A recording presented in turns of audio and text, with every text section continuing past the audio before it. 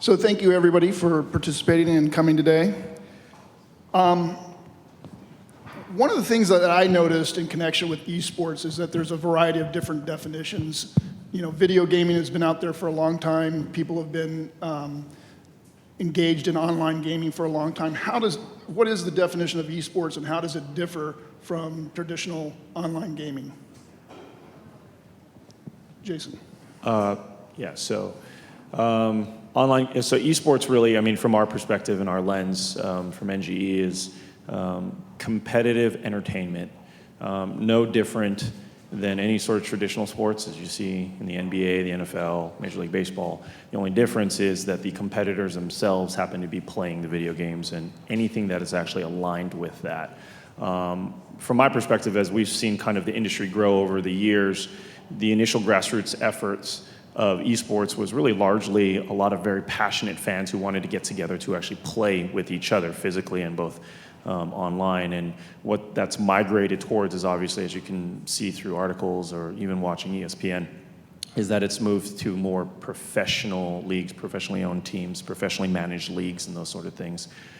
Over the last 2 years, we've seen kind of a, maybe not a divergence, but maybe kind of a fork in the road where there is a competitive aspect of gaming, and then there is a influencer aspect of gaming. And obviously, FaZe has been able to actually leverage that. And so in our mind, at least from our lens, it can be both on the professional side as well as the social influencer side. And then every layer below that, from high school to university competitive gaming to casual competitive gaming. But everything actually is a kind of built on the foundation of entertainment. Erika, do you have anything from the lens of a team owner to add to that? That was pretty perfect. That's how we view it as well. I think on my end, you know, because I think your question is a good one, and it's hard to distinguish between just competitive in the game playing versus esports, and where's that line divide. And at least the way I've always thought of it in my head is it's really for spectators. That's the primary difference. You know, there has been over the years actual spectating modes within the video game, but primarily the objective has been about the people playing it. And I think the thing that distinguishes esports from the traditional video game playing is that the primary objective is that it's for spectators as opposed to the individual competitors.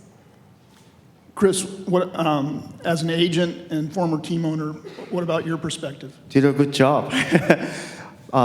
Yes, competition, definitely. And definitely fans are there. That's why there is esports, and because of competition, it's generating revenue throughout many different ecosystem, and so yeah, I think in general, I think esports and just playing video games, pretty much competition.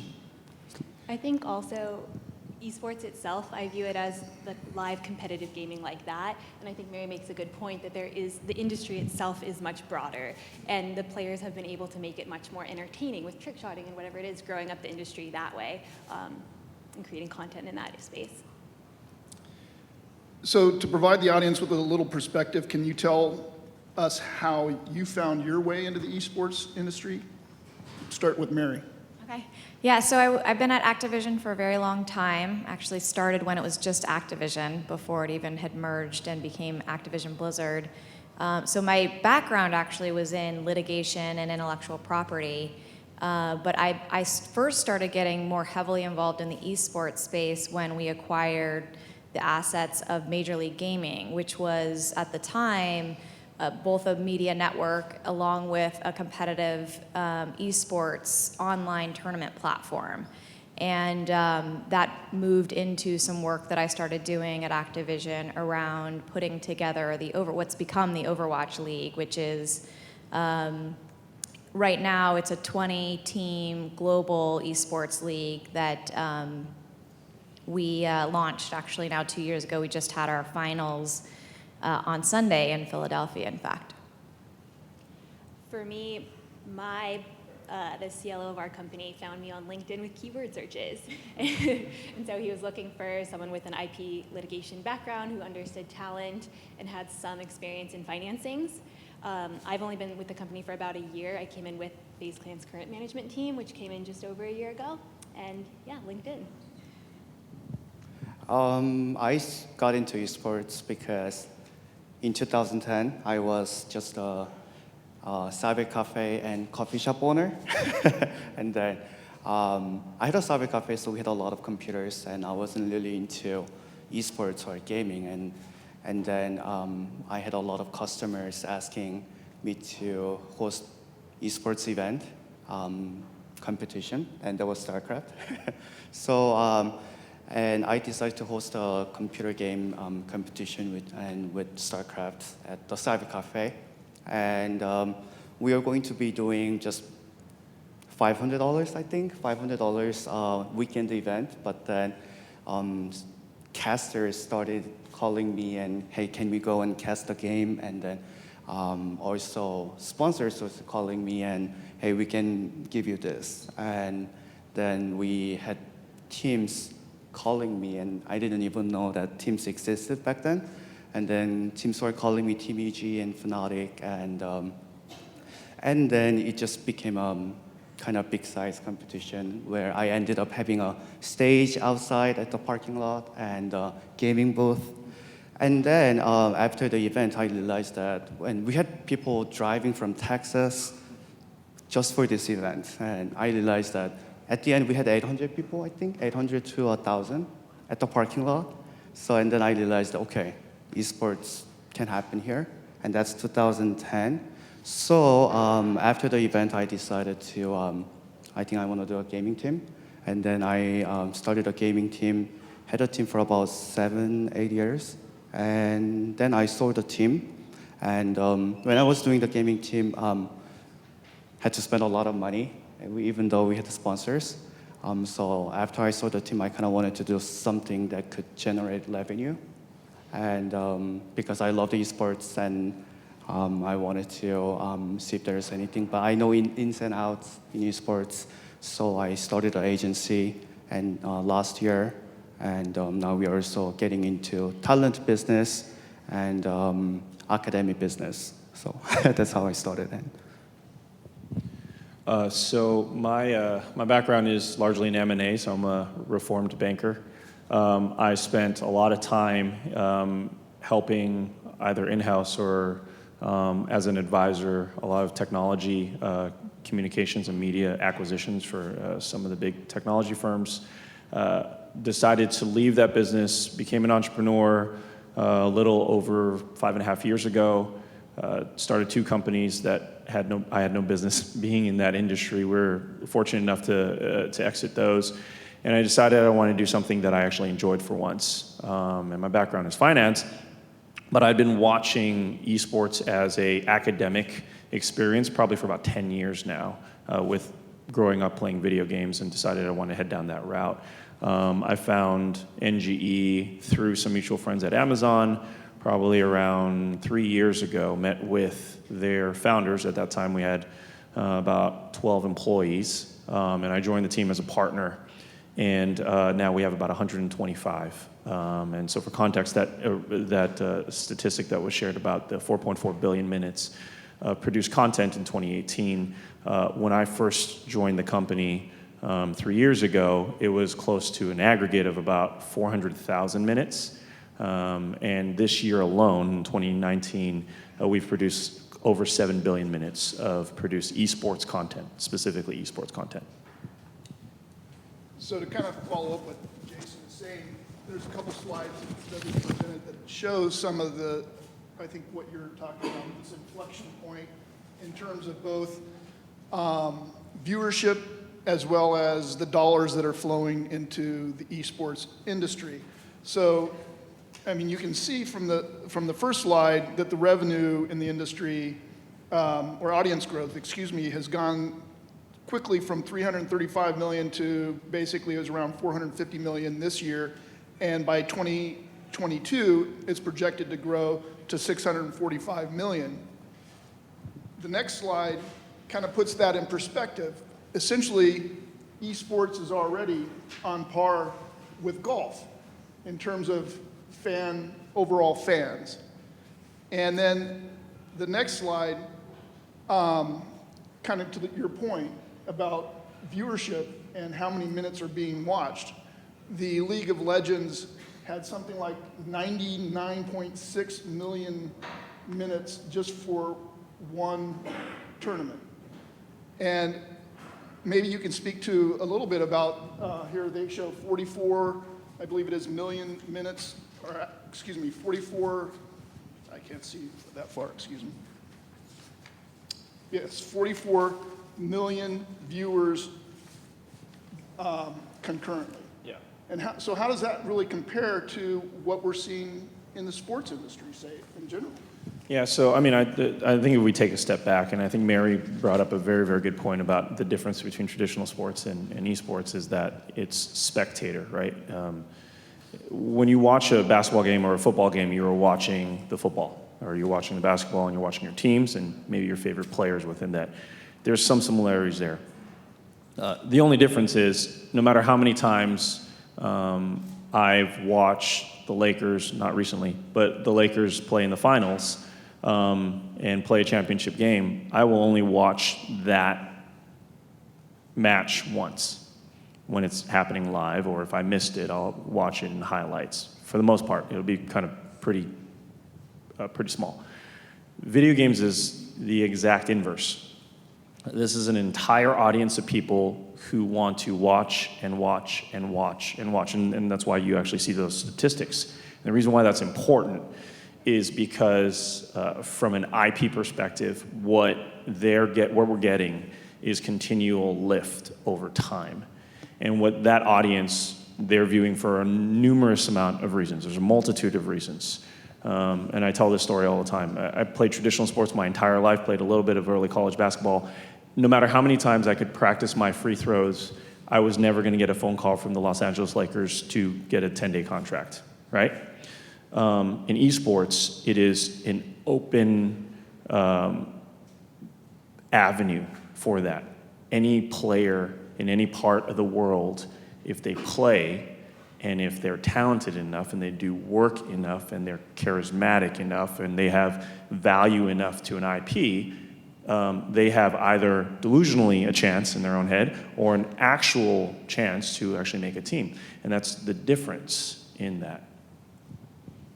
I also think the fan base is just so much more engaged, especially since we're accessing Gen Z and an audience of people for marketers that have traditionally been so hard to reach and so much younger than traditional sports. And not only are they watching and tuning in massive ways, but they're also engaging. They're doing a running commentary. They're all part of this chat room. They have an identity. They're very quick to tell you if you're cool and doing cool stuff or not cool and not doing cool stuff and jumping on that hype. So there's so much value because you're not only getting access, but you're getting a very engaged audience. I think also one of the things we've seen reported about why people are watching is also one of the things that distinguishes esports from traditional sports, and kind of some of the points that you're making, Jason, around one of the single most reasons that people watch the esport is actually to get strategies and tips and to figure out how they can improve their play. So, most of your audience playing football, there's a teeny tiny percentage that are actively playing football in their everyday lives. Most are just watching it for entertainment purposes, maybe for some side money, perhaps. But the esports viewers are actually, it's been shown, watching it for entertainment purposes, but also so that they can get better at the game that they want to play.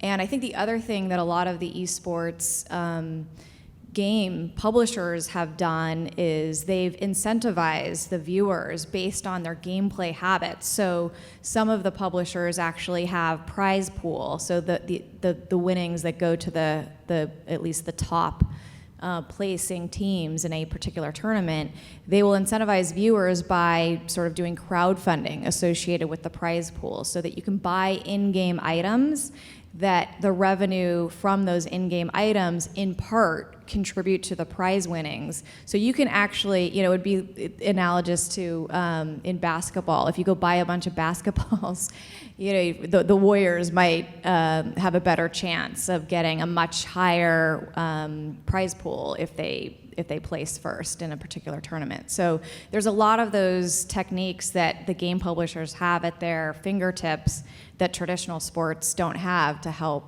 drive these numbers up. So another interesting, go ahead. Go ahead, Chris. Just quick, I think the viewers will continue to go up. I think compared to traditional sports, still not there yet, but I think it's going to continue to go up because more gamers play video games.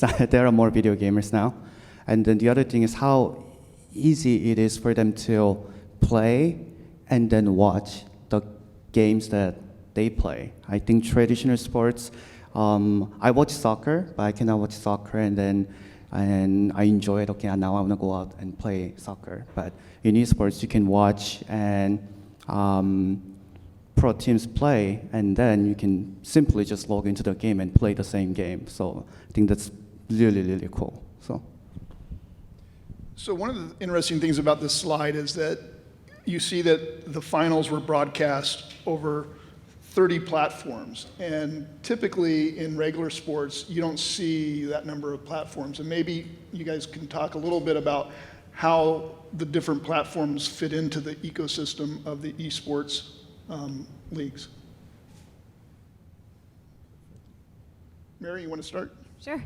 Well, I think it's interesting that you point out the platforms. I think that's one of the things, again, that really distinguishes esports from traditional sports. We kind of look at it as we have a digitally native audience, which is very unlike at least the US traditional sports out there right now. If you look at the average ages watching traditional sports, they're in the 40-year and up ranges, and it goes to a pretty high average number as you get to things like baseball and golf. Whereas here, with the audience that's in tune to esports, their primary source of watching entertainment is actually digital and online. So, the big players are up there. Twitch is one of the biggest. But the other thing about it is the fact that esports is truly global, which is, again, a distinguishing factor from a lot of the traditional sports. And so you have the ability to, have the platform here in the US that's popular, but also have the platform that's popular in China. I mean, there's huge numbers in China and Korea in the esports space. And publishers have done different things. You've seen deals out there where publishers go, exclusive with respect to a particular match or matches, and or go non-exclusive to just try to increase their reach. And I think, on the Twitch side, what's really interesting is you get the primary broadcast, which is usually done by the publisher or the operator of the event. But then you have all the fans out there that amplify it on their own channels, where they're doing their own co-streaming, where essentially they're in turn, distributing the content out and commentating on top of the match play. I think another big question also is whether a major competitor is going to come out for Twitch. I know Ninja, one of the major streamers, just signed a big deal with a competitor called Mixer. And so if you want to watch him, you have to go there, but it hasn't really emerged as a true competitor, and a lot of people are making plays for the spaces. It gets more complicated too because the Twitch partner agreement that you standardly have to click through to monetize provides for 24-hour exclusivity, so you can't co-broadcast on Twitch and then a bunch of other streams. As an individual, as the standard contract there. So it gets a little more complicated in that sense. And also Twitch is banned in China. So if you have that exclusivity there, what happens for your Chinese audience? Can you do a carve out? How does that work? So Mary, you were talking a little bit about amplification and that the fans rebroadcast the league's broadcast. And if that was being done in the NFL, that would seem like it would be shut down immediately. And so what's the policy and what's the thinking behind allowing that type of conduct to occur? Yeah, I think different publishers and different companies have different approaches there. I think generally, and again, this is not me speaking on behalf of my company, this is me personally and what I've observed. But generally speaking, I think a lot of companies out there just see it really as additional marketing and additive to their own marketing, and want to just get more engagement, because in turn, a lot of the publishers, they're making most of their revenues on the underlying video game itself, and they just see this as further sort of deepening the engagement of those that are out there buying the skins, buying the underlying game, et cetera. So I do think that's really different, because again, that distinguishing factor in sports, the NFL doesn't make its money off selling footballs. They make their money really off of people coming to the events live and spending money at the venues, and making it off of the media rights and all of the sort of ancillary licensing and sponsorship revenue that really are all tied to viewership. And again, in the video game space, you've got viewership, which now as esports has become sort of more professionalized and standardized, you do have that sponsorship, the merchandising, the media rights revenues, but they have that sort of golden egg, which is the underlying video game revenues. And I think that's which is I think why publishers and others that have rights associated with the media rights don't feel as strongly about protecting the exclusivity. Yeah, and I think Mary hit it right on the head. Insofar as our general thesis, and certainly everything that I'm kind of talking about right now is really kind of my opinion and not really related to the company. But insofar as publishers, by and large, motivation is retention and engagement within their games, and every action post-install that leads towards increased retention and increased engagement and a certain level of acquisition into that game is responsible for the openness, by and large, to being on multiple platforms. Because if you're trying to reach a global audience, and not only are you trying to acquire new players, but you're also trying to retain them as maps change and as more revenue opportunities start to exist for the publishers within the game, they are incentivized to, and I like how Mary said it, NFL doesn't sell footballs, right? They're not incentivized to sell footballs. They're incentivized to sell the NFL. And that's the kind of, it seems like only half a degree off, but it's actually a pretty far wide difference between traditional sports and video games.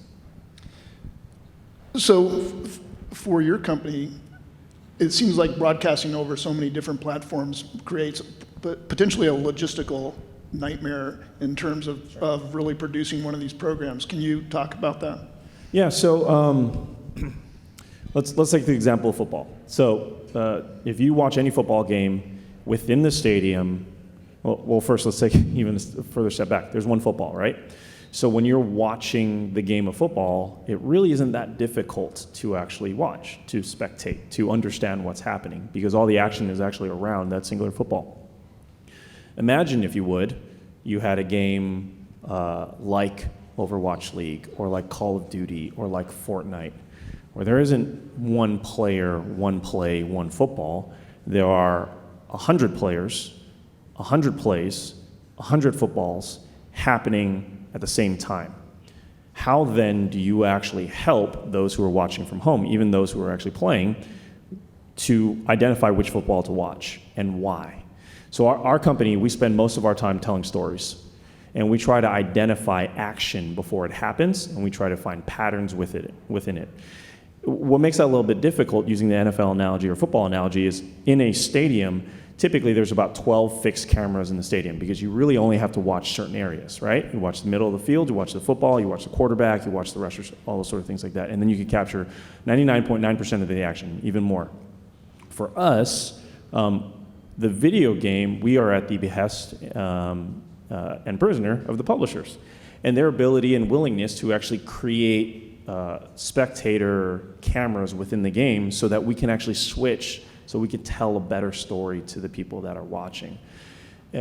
You add a layer of complexity on top of that to try to understand the players themselves as they're playing, to see their personalities, like you would watch the World Poker Tour, and people would have certain fans that would follow certain personalities. And you add another layer of complexity around where you're distributing it to, and that's more the kind of broadcast technology layer, where instead of just putting a single feed into a single satellite truck, which pushes out to DirecTV or to local cable network. We have multiple feeds, as you can tell here, probably many, many more, to multiple languages globally, all at the same time, without even stopping for a second to miss any action, and God forbid, have any catastrophic event where power is lost or internet is lost, which is essentially our field. If an NFL game has no field, there's no game. In esports, if you have no internet and no power, there's no game. And so in terms of the complexities, and there's probably a whole manual of things my engineers said that I missed, but for by and large, those are actually our limitations and some of the things that we actually try to strive to mitigate against. So it seemed like for many years, people were saying, why would anyone want to watch someone play a video game? What fun is there in that? But clearly, that kind of mode of thinking is outdated. And so what's really driven that inflection within the esports industry? And what do you, I'm sure that you're approached by investors or potential investors all the time that you have to, and sponsors, that you have to explain why esports is a good business to invest in. And so what's really driving that inflection and the change in thinking? Erika, you want to start? Yeah. I think it's a few things. I think gamers as personalities, emerging as celebrity personalities that have really strong followers that want to get to know them and see what they do and see how they play has definitely been part of it. I think the higher quality of offerings as the business has grown and there's been more money put into it means that what's available to them is better. And yeah, just being engaged and having an online experience that's inexpensive and highly engaging is something that's been really attractive to fans. I'm not doing teams anymore, so I can at least speak for now. But I think when I had a team, definitely having good players that has fan base. I spend a lot of time talking to the investors and sponsors, and they definitely want to see having good players on the roster and the viewership when they stream on Twitch or other platforms. Back then, Twitch wasn't the only platform. There was AZYT, and so definitely the viewership and the followers on social media of these players, it's big factors for the sponsors and investors. Yeah, I think there's a lot of things. Number one, I think there's this golden segment of the demographics that advertisers and others are always looking for. It's 18 to 34. So as I indicated earlier, if you look at other places out there, and it's not really just pro sports, but the traditional places that a lot of advertisers wanted to put their dollars against, they're losing audience. Their audience is aging up, and they're trying to figure out how do we get into this digital audience. So I think it's extremely attractive to sponsors, media rights, et cetera, that they're actually enabled to engage with this kind of, again, very attractive 18 to 34 demographic. And also you look at, just like I said, the player base is even much larger than this viewing population, and that's your target audience. You haven't even touched the people that'll be the spouses or the girlfriends or boyfriends that they'll bring along to the live events. So if you look at what your opportunity is, it's extremely large, and I think, again, publishers are just trying to figure out, and operators and others in the space are just trying to figure out how do we even expand the pie further. So I think that's one of the ways that companies are out there pitching, the merchandise companies, the sponsorships, et cetera, is that this is this, relatively untapped, extremely large market with again, you have the global reach, you have the really attractive audience segment. Yeah, and I think also to add on everything there is a digital-first audience that would rather watch Netflix and Hulu and all those sort of things like that, right? So that's the first layer. The second layer, obviously, is the future of advertising, where they're trying to engage with that in multitude of ways. And really the third layer that kind of encompasses it all is that this digital first audience spends most of their time in front of screens. So I don't know if anybody watched or saw the, earnings report for Netflix, I think this time last year, where the CEO was asked the question on the analyst call, who is your main competitor? And it wasn't Hulu Plus, it wasn't Disney, it wasn't Time Warner, it wasn't any of those. He and his executive team, and he may have been facetious at that time, but he actually stated that Fortnite was his main competitor. And I don't think he meant Fortnite, I think he meant video games, because they view it as screen time. How much screen time is this generation spending there? And then if you back it up to the other layers of traditional advertising, how is that traditional advertising going to be leveraged into a digital world, and how do you actually figure out those economics? In linear television, advertising networks are built off of a CPM model, or at least historically, which is cost per thousand, Nielsen ratings, right? How many thousand eyeballs are actually going to be watching this, and therefore that's where the price market rate of that particular commercial for the Super Bowl costs. Then it's moved on to programmatic, where it's actually a bidding system. There's a company called the Trade Desk that I'm really familiar with, and they actually trade not only the eyeballs, but as advertisers try to push and force down as much data into an actual precision decision and precision investment, they're trying to figure out conversion rate. So it's very similar to e-commerce, right? So what esports has is all those elements, access to an entire platform of digital-first audience that are spending most of their time there, continuing to engage on a daily basis, and competing with everyone else. And so, when I think, as a former investor, when I actually think about this space, esports is only part of that conversation of a total digital entertainment aspect and lens. So Mary, you touched a little bit on the demographics, and one thing that I found interesting is not only is it 18 to 34, which is a highly desirable demographic, but it's also a fairly well-off demographic. My understanding is that there's a lot of disposable income within the esports community. So I think that's also a very important factor. So maybe, Jason, you can touch a little bit on how do these different platforms really allow fans to engage in a way that traditional fans cannot on conventional linear TV? Yeah, so I'll be brief because I feel like I'm talking too much. Erika mentioned it early on, engagement. There's a chat box, and that chat box has the ability to connect the fan directly with the player. I can watch with my friends a traditional sports game, and no matter how many times we yell at the screen, Kobe Bryant, well, he's retired. LeBron James will not look back and say, yeah, I hear you, right? Video games, that's happening every second of every play. They're at least acknowledging it. They may not be calling them by name, and sometimes they are. And so that is the difference. And that's where a lot of the fanaticism comes in. It's because they actually feel like they know these players because they talk to these players, and these players respond. So Mary, you were talking about one of the things that I think Activision was innovative in terms of providing additional premium content. Maybe you can speak a little bit about your battle passes and stuff. Yeah, I don't know. I mean, I think, again, all the publishers have done different things here, but there's a variety of different things that on the media side and on the broadcast / distribution of the content that are kind of at the fingertips of the industry, and also the ability to kind of, again, integrate into the game. So in connection with the Overwatch League, one of the offerings that we had in connection with Twitch was we offered a subscription service, or it was just an all-access pass is the way they called it, where you paid an additional amount.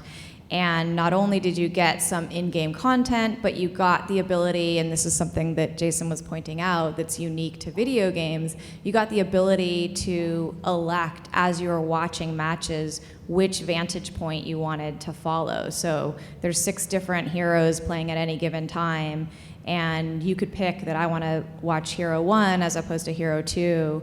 And that's all I want to watch during this match is I want to just see this particular player playing this particular hero.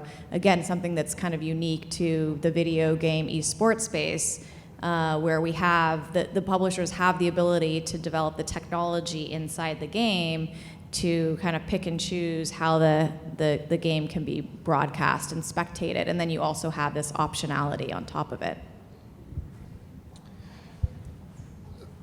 So this slide here illustrates kind of a basic diagram of the esports ecosystem. And so from your perspective, Erika, can you tell me a little bit about some of the key differences between the esports ecosystem and the traditional professional team sport leagues, and how those differences manifest themselves in terms of at least a team? So I think, again, you have the online community, which is really strong. You have the engagement that's really strong, and just a younger fan base. You also just can connect people from all over the world. There's such a strong social aspect of being able to jump on with your friends and game with someone who's in New York when you're in California, and have that kind of social connection. So those are some of the ones that come to mind. Mary, what about from your perspective? What are some of the key differences?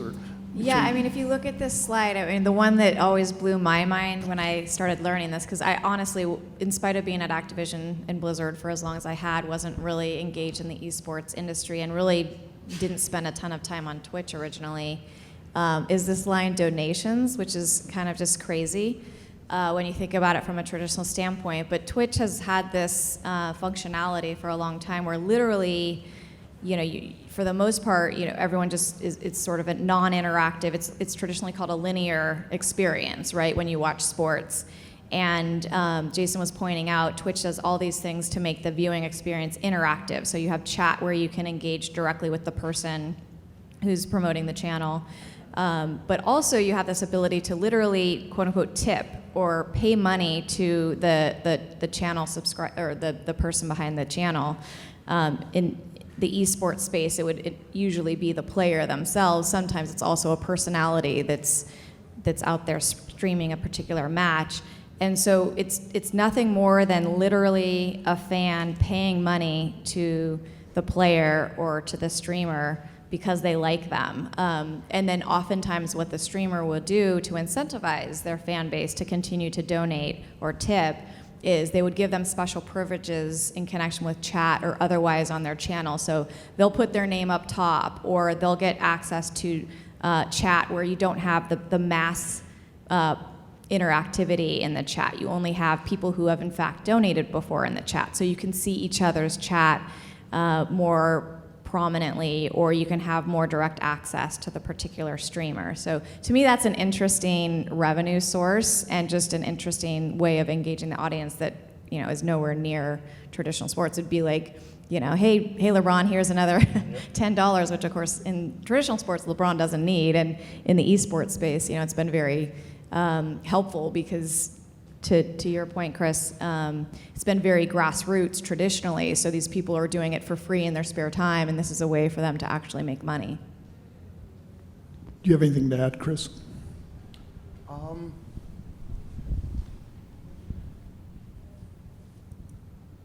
not really. I definitely want to share our business model and how our business model fits into this ecosystem. Because this is interesting, and then how we have 3 companies that agency representing the players, and then also academy where we have potential players who can become pro, and they can interact with our players that we represent in the agency, and then also talent. So all 3 companies create ecosystem that kind of fits right here. I think it will be interesting. So one of the things that strikes me about the overall ecosystem is that in traditional sports, like Jason mentioned, you could go play basketball, you could go play soccer, you can go play football. Nobody owns that game. There may be leagues that have certain IP, but nobody owns the game itself. But in the esports realm, ultimately, the publishers / developers own the core IP. And so nobody's playing the game unless the publisher is permitting it. And so, you know, it just seems like from from a traditional sporting standpoint, there's a lot more complication in the ultimately forming a league, getting the media rights, and essentially getting everybody on the same page. And maybe you can speak to, you've now formed 2 leagues, maybe you can speak a little bit to the complications in terms of those deals and some of the things that you've learned along the way. Yeah, I mean, I think that was one of the actually exciting things from a lawyer's standpoint when we started the Overwatch League, because we started with a blank slate. And, we talked to a lot of people out in the industry. We talked to a lot of traditional sports people and lawyers to try and understand the pros and cons of all the different leagues out there. And, should we do something like NFL, or should we do something like, WWE, or should we do something like MLS? I mean, there's all kinds of different structures. And one of the overarching tenets that was a part of how we decided to structure it was the fact that at the end of the day, we own the intellectual property, and we have to be able to continue to control our, ability to make the games that we care to make and make the decisions around the video game that are most important holistically, considering both the eSports side and the underlying video game side, which is something that's unique, right? The NFL, again, doesn't have to worry about, the impact on the sales of footballs in terms of every different decision that they make with respect to the actual, the play of the games. So that was definitely one factor in trying to determine how do we structure our league. And the other thing was, to your point, traditionally, it was such a grassroots ecosystem that teams and players and others that were in the ecosystem really didn't have any long-term, other than their own brands that they were establishing, long-term assets that they could rely on, because tomorrow the publisher could decide that they're not going to put on an esports tournament, or they're not going to make another game. And so, all of this ecosystem goes away. And so we ultimately decided, in connection with the Overwatch League, to sell essentially permanent slots so that the teams that invested in it would have, beyond their brands, they would have, actual value that they could count on, aside from just, trying to go out and develop their own audience and fan base and social following. So that was just kind of another interesting thing. And I guess the last thing I'll say there, and just again from a legal intellectual property standpoint, one of the other things that we always are thinking about is there's the IP associated with the match, what you're distributing and licensing to the Twitches of the world, but that's entirely derivative of the underlying video game. I mean, you're watching people playing the game. So at the end of the day, it's the IP associated with the underlying game that, is where the protection sort of needs to ultimately fall. And I would assume that way before you form your league, your IP department at Activision or the other publishers have done their job in terms of seeking, adequate patent protection and copyright protection and trademark protection on the game before it's ever formed into a basis of an esports league. Yeah, again, I think that's one where publishers have taken very different approaches. Historically in the video game space, some video game developers and publishers really haven't been at all interested in patent protection. And also on the kind of copyright front, we talked about it. Like publishers, you'll see, like Blizzard has a particular public-facing policy around the ability for fans to make videos. Other publishers don't have any stated policy. A lot of publishers have just general EULAs that say you can't make any commercial use of our video game, which, in large part what people are doing up on Twitch does. So, that's a little bit in a gray area for a lot of people. So I think it runs the gamut. I think the good news is, for better or for worse, esports is essentially the underlying video game. So from an IP protection standpoint, most companies would have naturally protected it from like a trademark and copyright standpoint without even having the foresight that it might lead into esports, because again, as long as you've got your copyright on the underlying game, anyone who broadcasts a match is going to be using your copyright.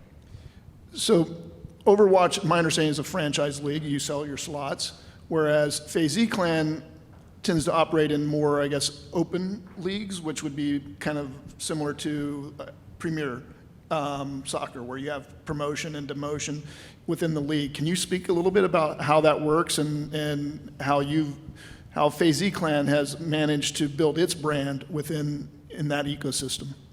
So I think even without having a franchise spot in like the Overwatch League and things like that, the industry kind of came up in a team-based, team-centric way, because before big businesses were putting money behind this, it was just gamers who loved the game and were putting out content. And I think FaZe Clan, being early to market with one of the first Call of Duty teams and one of the first trick-shotting content, came up and rose in popularity because they were able to start making the gaming content really entertaining to watch. Like literally, they would crawl up to the top of a tower in the game, spin around and just fire random shots, and then do it again and again until they hit someone randomly, and then post that in a montage of just amazing shots. So they made it really entertaining. And I think that there's a very symbiotic relationship with like the publishers and the teams, because they could probably crack down pretty hard on our ability to create this content and put it out, but at the same time, having the best players play and create this entertaining content also drives revenue to them as well. So it's definitely a give and take there. As far as where we build our value, I think it's a combination of being a culture creator. So because we were in it so early, we were able to create this kind of hypey culture around the company where our fans will follow what we do and study what we do. And that brand value allows us to do things like do a champion sweatshirt drop where we put the C logo in our FC logo, and it sells $1.8 million in 24 hours and then sells out. Like stuff like that, where the crowd is so rabid and follows what they do because they're defining what's cool in this new space, has brought us a lot of value in our ability to do collaborations. And then also just the association factor. Kids know if they join FaZe Clan, their social media is just gonna blow up. I'm very excited that we just signed our first female gamer a couple months ago. Her name is Ewok. She's 13 years old. She's deaf, and she's a first-class Fortnite player, just amazing. And the second we announced her, just tens of thousands more followers within an hour started following her, and that's not uncommon. People will get 10 times. It'll go from 100,000 to 1 million followers after a year with us, something like that. So just having that ability to bring that value to players, and then having the authenticity and driving the culture with brands, those two items are kind of where we drive most of our value. So I guess one of the other things that I noticed when looking at the ecosystem and kind of thinking about traditional sports is that it seems like it really does rely on personalities. And going back to some of the comments that have been made, that it's key to not only be a good gamer, I guess, but to also already have a good following before you can get on a team. And so can maybe, Chris, you speak to that and how because my understanding is not only you're representing professional gamers, but you also have basically kind of training facilities where you train the next generation. And so what do you guys do to help get pro athletes or pro eSport up to the point where they can really join into the professional leagues? Yes. So mainly we started with agency. We represent professional players who are already playing in the league, like League of Legends, Riot League, or Overwatch League. And so we represent those players. And then we also have academy where we're going to open pretty soon, not here in South Korea.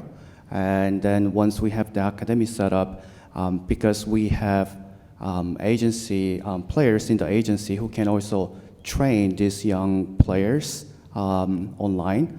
And then so the players in South Korea, they can get the training from the coach, and then also they can get a personal training from the pro players, which is really, it helps the players a lot, the potential players in South Korea. And then we also have a talent business where we're gonna have streamers, gamers, who's going to be streaming online, and they have followers. And then the young potential players in South Korea are going to be on the stream with the streamers in the talent business. So bottom line, potential players in South Korea, once they get their training from the coach and from the pro players, they actually get the marketing from the talent, and then our job from the management is to send those players to good teams. So we create this ecosystem so that three companies can help each other. So another interesting thing is, unlike, I guess, traditional sports, the teams actually live in a house oftentimes, and they have a permanent residency. Maybe you can speak to that and why that's important within the esports ecosystem, Erika. We have multiple locations for our players. Some are for our pros who are just, I mean, they're with each other, training with coaches, sometimes with nutritionalists, with people who are really there to make them better, just, so many hours a day.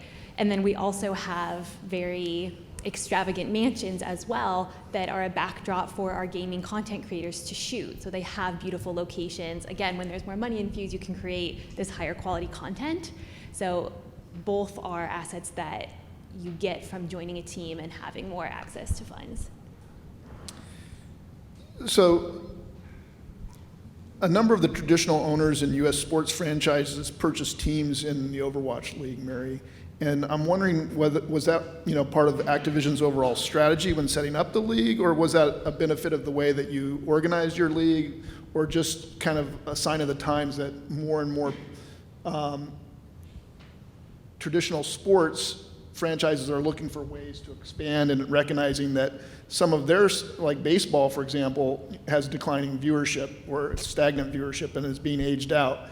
So is this just a recognition that they need to diversify their holdings and explore other types of entertainment franchises? Yeah, I think it was a combination, honestly, of all those things. I think number one, as I pointed out, the traditional sports owners are seeing the same data that everyone else is seeing, which is that their audience is not necessarily growing. It's aging up as you go, and so they're trying to figure out ways to diversify and capture that younger generation. I think also one of the models that we utilized in connection with forming our league was we really wanted to tap into local entrepreneurship. And a lot of the traditional sports owners either have access to or actually own venues. And that's one way that you can really plus up and grow this opportunity from a local standpoint is we decided to go with a city-based model, which was kind of the first of its kind in connection with esports. Traditionally, these tournaments are kind of more festival style where the fans go to the tournaments, the players are shipped in, the casters are shipped in, and what have you. And generally the audience is following the FaZe clan name, or they're following the teams and the individual players, and there's not anything else that's necessarily anchoring the players or the fans. We decided, it was a bit of a kind of a unique opportunity we felt, is to tap in on top of it to people's loyalties to their location and city base. And so I think naturally, because of the fact that we went city-based and because having a venue, access to it and or owning it really enables you to sort of drive efficiencies to those local events. And a lot of times venue operators or owners, they're just looking for more events to fill up their stadium. So I think it was kind of a win-win in terms of the objectives of our company as well as the traditional sports owner companies. And it seems like at least some of your franchises are beginning to build their own stadiums for esports, specialized, I guess, purpose-built stadiums. Yeah, I mean, it's interesting. We were talking to this one group where, you see this all over the sort of, at least the United States and probably outside of the United States, where you have all of these old traditional ways of people kind of going out and entertaining and congregating with others that are no longer viable. Like shopping malls are going down left and right. And traditional theaters, people aren't going to the movies as much. So people are trying to figure out other ways to drive live experiences and bring people to events. And the esports venues are like sort of right in between. So theaters a lot of times aren't big enough. The actual, NFL venues, outdoor stadiums, and even sometimes the basketball stadiums may be too big. So there are a lot of times building these special purpose venues, which can be used for other things. A lot of times they're used for small concerts and things like that. And again, that's kind of to my point. I think that they're finding that it really drives efficiencies because they can bring all kinds of, they may be in our league, but they may also still be participating in Fortnite. And, a lot of these teams own teams across many different games. And so they can bring all of those other different esports events to their particular venue. So we talked a little bit about IP issues related to publishers. What about from the team perspective, Erika? What are some of the IP issues that you see and encounter on a day-to-day basis and give you, I guess, heartburn at night? One of the biggest initiatives that we implemented at FaZe Clan was a worldwide trademark protection plan. I think we realized pretty early on the value was all in the brand. And so in addition to trademark litigations and enforcement litigations, we have put in a pretty comprehensive program to register, to enforce, to have crawlers crawling the web, and then setting automatic takedowns and progressing that to cease and desist and progressing that to litigation, which we hope to actually be a revenue source in our company. That we got that budget approved partly because our management's a pretty sophisticated team, but one of them had heard this story about this company called Supreme, which is this massive clothing brand that does these huge multi-million-dollar drops, maybe like $25 million plus per clothing drop. It's like a limited release clothing drop. And in China, it's a first-to-file trademark system. So some tiny Italian company went and registered Supreme in China, and now their entire business is just taking every drop Supreme does and then copying it and releasing it one day later in China. And they can authentically do that, and there's nothing that the real Supreme can do. And so after hearing a story like that, we kind of were really aggressive to make sure that we have just a worldwide across the scope protection plan for our core marks and our core classes. And Chris, Jason, what kind of IP issues do you guys deal with in each of your respective roles in the ecosystem? We registered our IPs not too long ago, and then one of our big legal concern was getting the talent license because because we represent the players, we had to get the talent license, and we thought the process would be pretty simple and straightforward, but it wasn't, and we got it. But the process of getting the talent license wasn't easy, and I know that our lawyer spent months of time to get the talent license. So, but that was one of the biggest issues that we had in the past. Jason, what about you? Yeah, so I think our organization is actually structured differently. Our entire intention is to support IP holders. So we ourselves are not actually trying to create our own IPs. Whether working with a team or working with a publisher directly, we are trying to amplify their IPs, and so really our concerns are really their concerns. And so we, in negotiations with our publishers or with the teams that we work with, we ask them to outline and carve out exactly what their criteria are for protecting their IP. And on the operational side, we ensure that our teams are managing those verbatim through.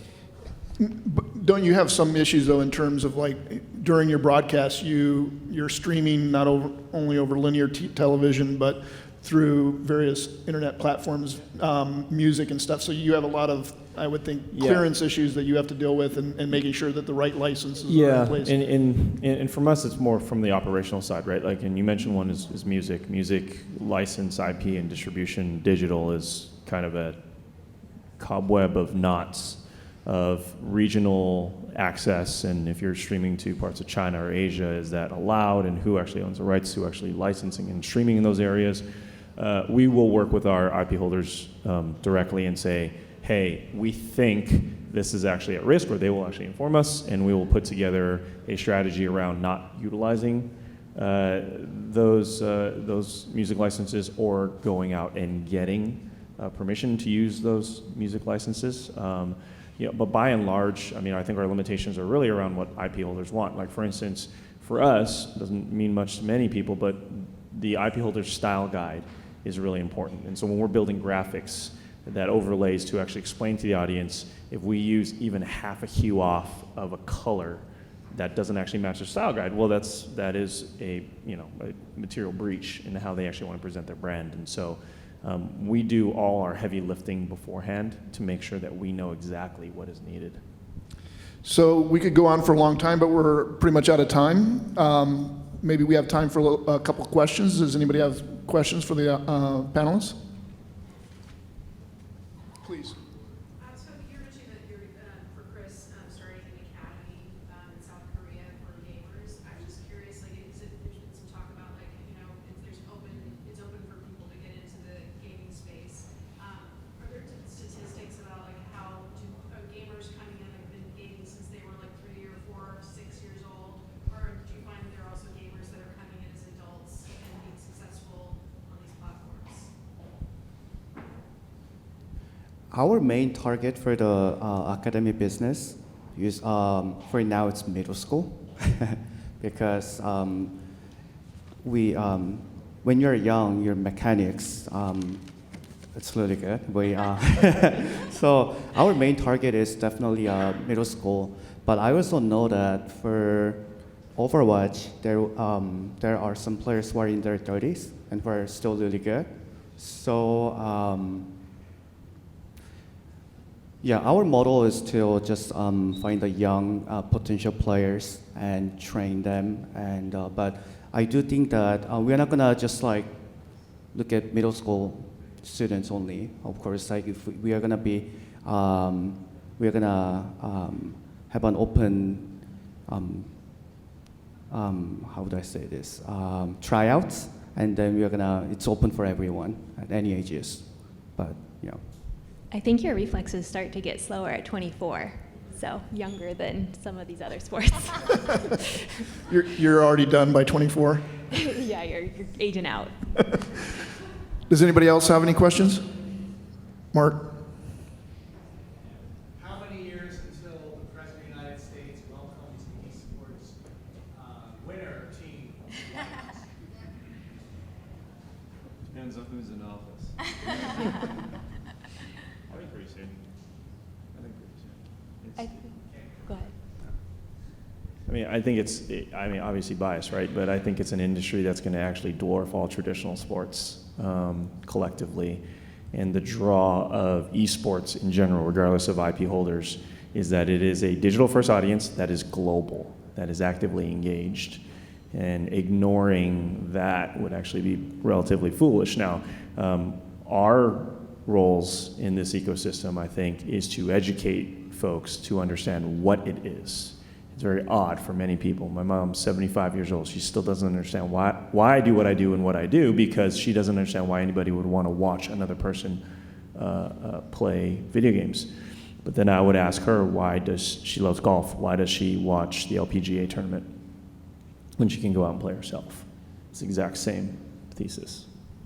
They've also talked about having esports as a demonstration sport in the Paris 2024 Olympics. So maybe if they were Olympians, then the president would like them, or maybe if the president's kids played, something like that.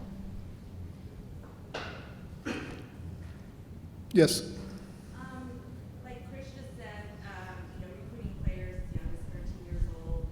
Obviously, the audience is going to be 13 or even younger. And I'm just curious from the panelists about handling, privacy issues of children audience and engagement, and if the platforms are actively monitoring that engagement and just ensuring the safety of children.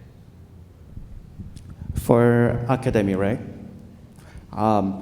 So yes, definitely. Once we opened the academy in South Korea, one of our biggest concern was parents, definitely, because we did talk to. I spent a lot of time talking to the players' parents in the past, and one thing that's tough was for them to send their child to away from their home, and then also playing with other players.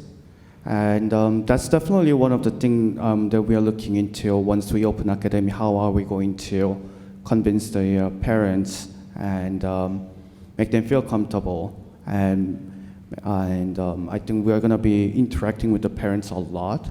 The coach is going to be spending a lot of time with the parents. Even the players join us. That's not over. And so we're going to be spending a lot of time with the parents. And then agency, we do have a lot of players. And usually players who are over 20, parents don't really talk to us. But then we have a lot of players who are in their between 14 to 17. We have those players. And making sure the parents feel comfortable, it's not easy and all the time, but one thing that we do is we always make ourselves available for the parents whenever they want to talk to us. So, yeah. Anybody else? We have a 12-year-old gamer assigned to us, and for most social media platforms, you have to be 13, and so in all of his streams, the deal that was worked out is his mom. You can see usually like this much of her in the corner supervising in all of his streams, and that was the compromise that was worked out for him because he's 12. And I'd say just generally speaking, that's a big issue in the video game industry as a whole. You know, we have a trade association, ESA, and most publishers that are a part of it. And that's an ongoing, very vigilant area for the video game publishers, is to make sure that they're complying with COPPA and the underlying video game, which is actually distinguished from the eSports. They are rated by the ESRB. So, you know, for example, Overwatch, the video game, is rated T, which is 13 and up. In connection with our professional leagues, this doesn't go to the online fans, but it's 18 and up that are playing in the actual matches. So I just want to thank the panelists and just everybody give them a great big round of applause. Thank you.